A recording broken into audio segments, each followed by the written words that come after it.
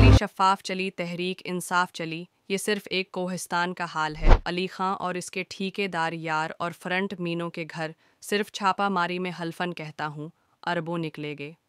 कोहिस्तान खैबर पख्तूनख्वा में corruption case में मुबीना तौर पर अवामी वसाइल के गैर शफ़ाफ़ इस्तेमाल और आली सतह पर माली बेज़ाबितगियों के शवाहिद मिले हैं।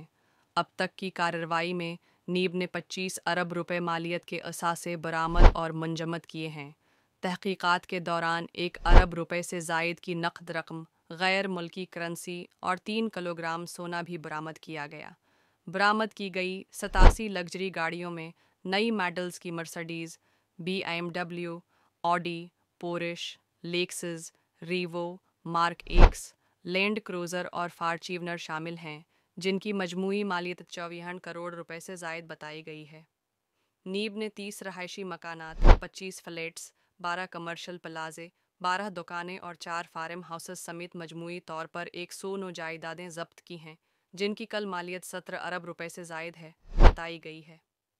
जब्त की गई जायदादों में पेंट हाउसेस और 175 कनाल ज़रई इराज़ी भी शामिल है, जो इस्लामाबाद, रावलपिंडी, पेशावर, एबट आबाद और मानसहरा में वाक़ हैं।